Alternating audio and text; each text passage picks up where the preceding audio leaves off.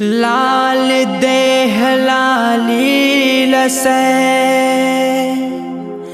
अरु धरि लाल लंगू वज्र देह दानव दलन जय जय जय कापिसु।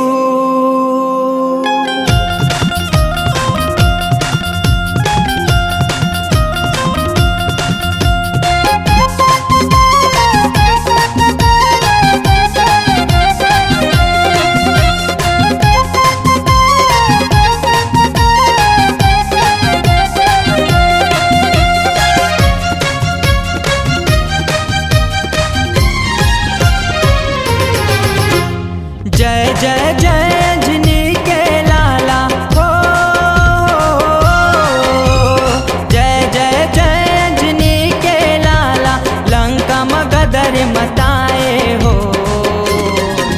सिया राम सिया राम सिया राम जी के दर्शन पाए चीर के छाती दिखाए हो। सिया राम जी के दर्शन पाए चीर के छाती दिखाए हो। जय जय जय अंजनी के लाला हो।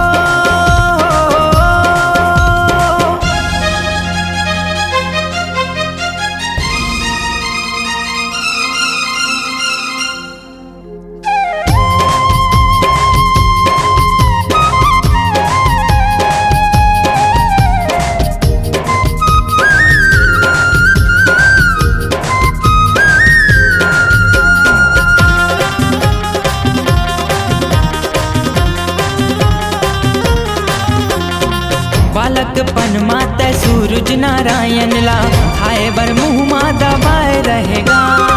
धौलागिरी पर्वत ला तय तेरी माँ संजीवनी लाए बर उठाए रहेगा। बालकपन माता सूरज नारायण ला खाए बर मुँह मा दबाए रहेगा। धौलागिरी पर्वत ला तय तेरी माँ संजीवनी लाए बर उठाए रहेगा।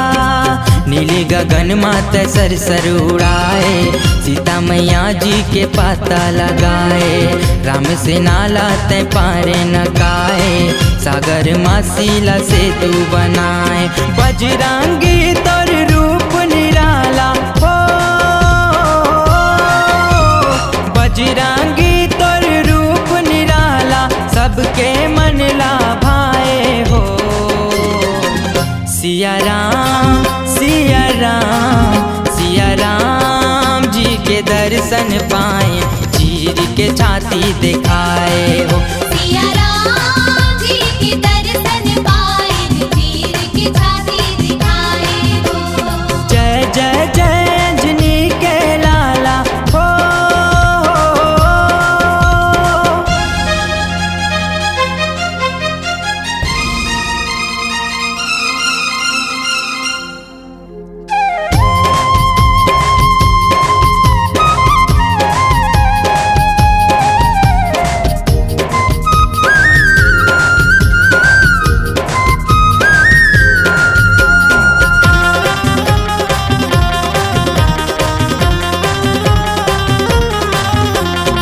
पापी घमंडी गा अक्षय कुमार ला भूया मत यहाँ पछाड़ डारे हो।